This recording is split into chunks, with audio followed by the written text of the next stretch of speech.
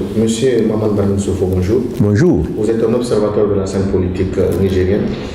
L'actualité aujourd'hui qui focalise l'attention aussi bien de l'opinion nationale et internationale, c'est cette recomposition du paysage politique nigérien avec les principales parties de l'opposition, notamment le MNSD Nassara de l'ancien président Mamadou Tandja, qui a décidé de répondre à la politique de mettre le président de la République et de nouer une nouvelle alliance. De quoi cela procède-t-il selon vous?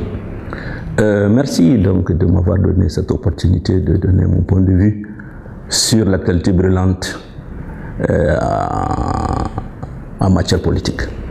Effectivement, nous avons suivi avec attention ce qui s'est passé, le débauchage du MNSD au profit du PNDS.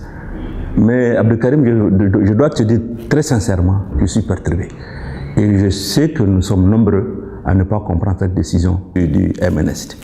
Mais qu'à cela ne tienne, dans tous les cas, il s'agit d'un parti souverain qui prend ses décisions de manière souveraine.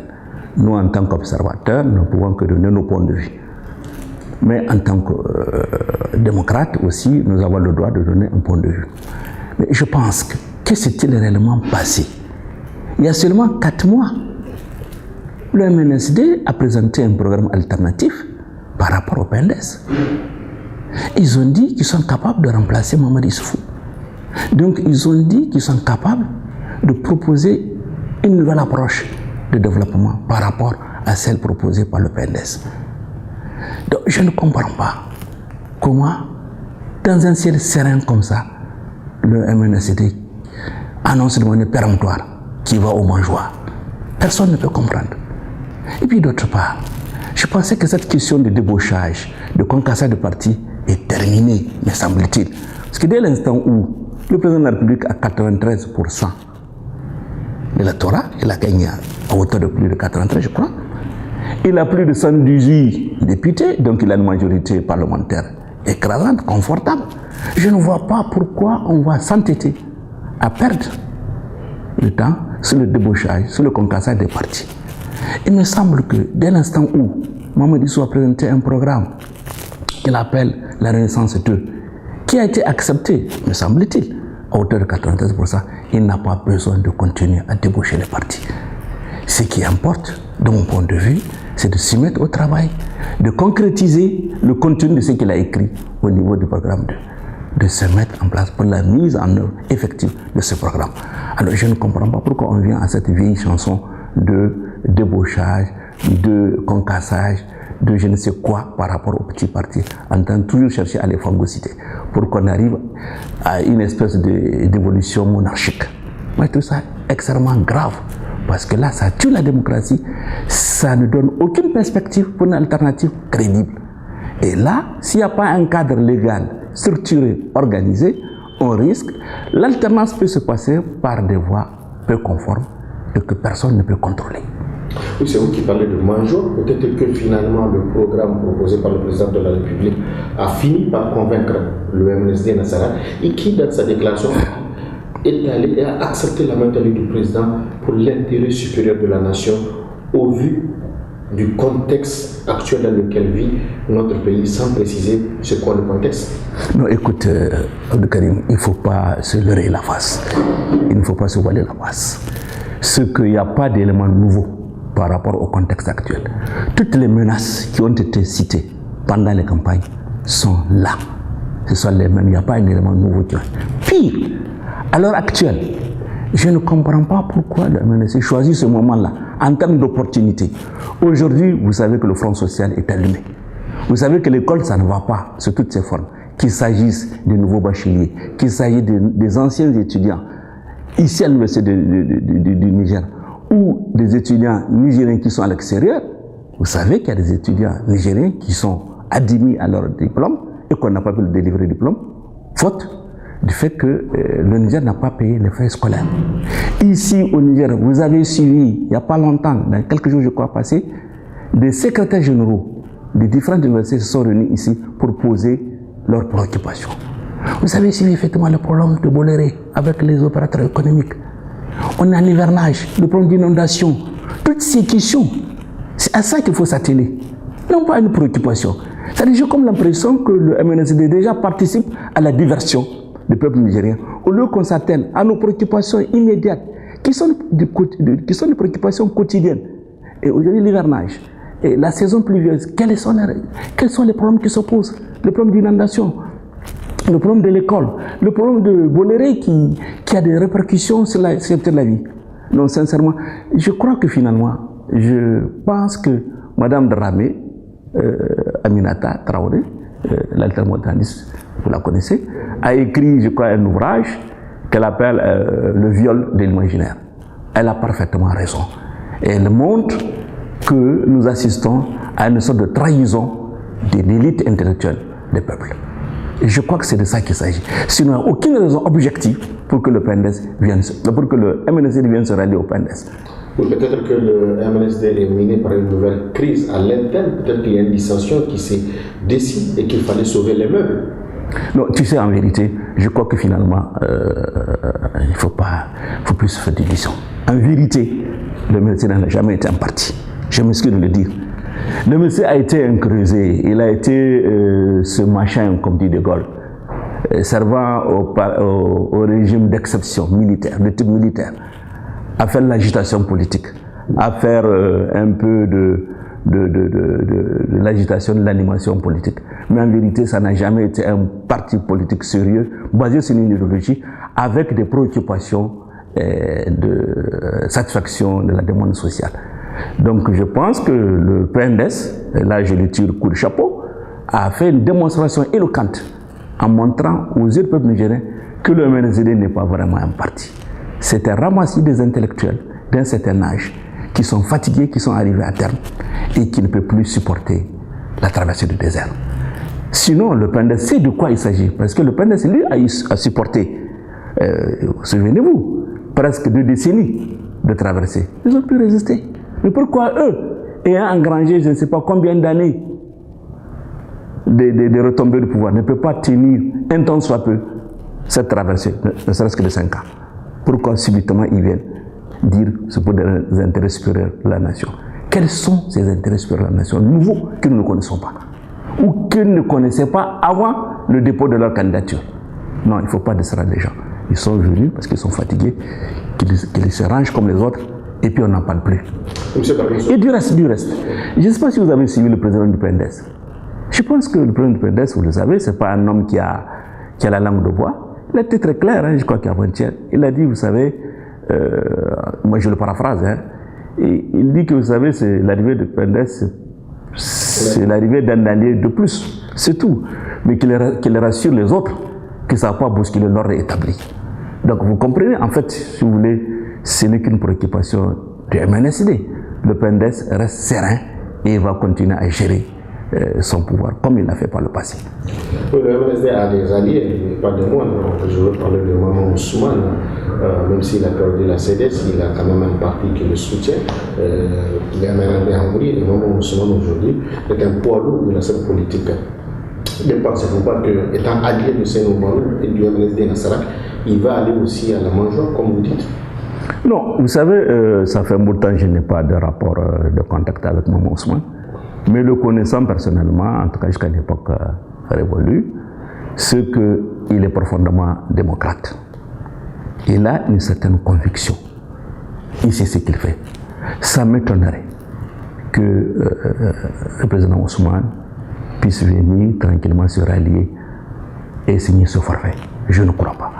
Je crois que M. Ousmane va continuer la lutte aux côtés de Hamamadou pour une alternative crédible. Parce qu'il faut, ce pays a besoin d'une alternative. Et c'est ça qui fait la substance de toute démocratie. Si dans une démocratie, il n'y a pas les conditions objectives d'une alternance, mais elle va se faire autrement, par la rue, par la violence, de manière incontrôlée et incontrôlable. Et ceci est extrêmement grave. Donc il faut laisser les possibilités aux uns aux autres de s'organiser pour que le cadre alternatif, le cadre démocratique puisse vraiment se reconforter et permettre aux uns aux autres vraiment de s'exprimer librement et de dire leur opinion, leur point de vue. Vous parlez de Hamamadou, or des rumeurs, comme elles ont circulé dans le cadre du MNSD Nassara, ont circulé aussi sur le cas de Hamamadou disant qu'il cherchait à renouer une nouvelle alliance avec Issoufou Mahamadou. Et c'est peut-être cela que le MNSD a eu vent et est allé vite se rallier au président Issoufou. Bon, vous êtes informé, votre journaliste. Franchement, moi, je n'en sais rien. Mais ça m'étonnerait fort. Nous sommes des êtres humains. Ça m'étonnerait fort. Monsieur Hama, pour le peu de temps aussi que je le connais, ça m'étonnerait fort qu'il puisse venir se rallier comme ça au PNDS, sans poser de conditions préalables, sans qu'il y ait un certain nombre de conditionnalités posées avant son ralliement. Je ne crois pas. Je pense que les jeux démocratiques vont se faire aujourd'hui avec le départ du PNDS, le départ du MNSD aux côtés du PNDS. Moi, je pense que maintenant les jeux deviennent clairs. C'est-à-dire, d'un côté, vous aurez le MNSD avec le PNDS, et de l'autre côté, vous aurez le parti de Hamamadou et c'est de Mohamed Ousmane. Donc, les jeux sont clairement définis de cette manière, et l'alternance est possible dans ces conditions-là. Monsieur le Premier ministre, aujourd'hui, avec le recul, est-ce qu'on ne pourrait pas dire que l'histoire donne raison aux anciens dissidents, aux dissidents du MNSD, notamment Albadé Abouba et ses camarades, qui avaient tout fait pour que le MNSD s'allie au PNDS? Est-ce que l'histoire ne donne pas raison? Parfaitement. Moi, je pense que des gens comme Albadé et ses autres collègues savent quelle est la loi de fonctionnement au sein du PNDS, au sein du MNSD.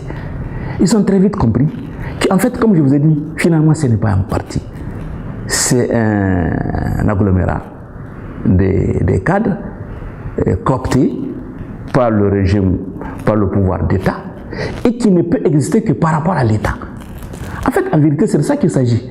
Parce que le PNDS, le MNSD ne peut exister que par rapport à l'État. Sans État, il ne peut pas exister. À l'inverse, vous avez le PNDS a existé pendant plus de 20 ans. Sans État, ils ont pu dégager des ressources intellectuelles à leur sein pour se protéger et tenir la tranchée haute. Ce qui n'est pas le cas du MNSD, malgré leur soi-disant compétences, expérience, ils n'arrivent pas à tenir. Et c'est ça extrêmement grave. C'est extrêmement grave. Je pense que là, c'est pratiquement un complot contre la démocratie, un complot contre le peuple nigérien. Monsieur Barnoussabo, aujourd'hui, tous les regards sont tournés vers Kandaji, le village natal du président Issoufou, où on parle déjà d'un balai d'hommes politiques de toutes sortes, où va se dessiner l'avenir immédiat, très proche du Niger, avec cette recomposition du paysage politique, avec des mouvements de chaises vides, celui s'en va, celui-ci va, celui revient, la constitution d'un nouveau gouvernement d'union nationale. Comment entrevoyez-vous tout cela? Mais je trouve ça regrettable, je trouve ça minable. Je pense que dans une démocratie, quand quelqu'un arrive au pouvoir, cela va de son programme. Il est élu, dit-on, plus de 93%. Donc on le laisse tranquille à composer son gouvernement, à mettre en œuvre son programme et à gérer le pouvoir d'État. Je ne vois pas au nom de quoi les gens vont se bousculer au portillon du président pour chercher tel ou tel poste, sans avoir été son militant ou sans avoir contribué à cette victoire. Mais il faut bien que le MNSD vienne dans le gouvernement. Oh, mais c'est de l'opportunisme, je t'ai dit, c'est de l'opportunisme, c'est de l'intestin fragile. Ils sont venus, ok, mais je ne crois pas que ça puisse fondamentalement bousculer les choses, puisque, si je vous ai dit tout à l'heure, le président du PNDS a dit qu'a priori, vous allez comprendre que ça ne va pas fondamentalement bousculer les choses.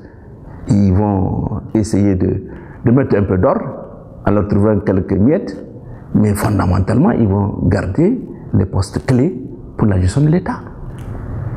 C'est avant tout des adversaires. Ils ont combattu Mamadou Issou au même titre que les autres. Donc je ne vois pas, comme ça, subitement, sans raison aucune, au nom des intérêts supérieurs de la nation. Quels sont ces intérêts supérieurs de la nation? On parle de la communauté internationale qui a tout pesé de son poids pour qu'il y ait ce rapprochement-là, pour avoir une certaine garantie de quiétude sociale et de quiétude politique pour qu'il y ait des investissements. Donc là, c'est grave. Ça veut dire que si la communauté internationale s'immisce dans notre politique, ça veut dire que nous n'avons plus de souveraineté. Et si la communauté internationale s'immisce dans le sens de stabiliser ce régime, ça veut dire que le régime n'a pas de crédibilité. Ça veut dire que les 93% sont théoriques, ne correspondent pas à un ancrage sociologique réel. C'est là la question de fond. Si réellement on est élu à 93%, si réellement on a 118 députés, si réellement on a plus d'une cinquantaine de partis politiques qui vous soutiennent, vous n'avez pas besoin de passer à gauche, à droite, en train de perdre votre temps, en débauchant X, en favorisant Y. Non, il y a des questions de fond qu'il faut poser. Si maintenant on fait carte sur table, balle à terre, montrer que fondamentalement nous avons échoué et que nous demandons à ce que l'ensemble des cadres nigériens viennent pour qu'on sauve ce pays, d'accord. Là, perçu comme ça, le MNSD aurait raison. Mais chaque fois que vous avez suivi le pouvoir en place, ils se tapent la poitrine. Ils ont dit qu'ils ont fait meilleur que depuis l'indépendance jusqu'à ce jour, ils sont les meilleurs. Ils sont élus à 93%. Ils ont plus de cinquantaine de députés, de partis, plus de 118 députés. Moi, je pense que quand on a tous ces atouts, on exerce le pouvoir de manière souveraine et de manière confortable. Vous-même, M. Barroso Sofo, aujourd'hui, si le président fait appel à votre expérience, à vos compétences, et vous tend la main, quelle va être votre réaction? Ça, c'est trop me valoriser, trop. Il y en a déjà des milliers et des milliers plus que moi, plus compétents que moi, qui sont actuellement avec lui et qui n'ont pas changé la situation. Ce n'est pas moi, dans ma petite expérience, que je peux faire quelque chose. Non, soyez modeste. C'est une question de volonté politique. C'est une question de ce qu'on veut et de ce qu'on peut. M. Barroso Sofo, je vous remercie. Merci.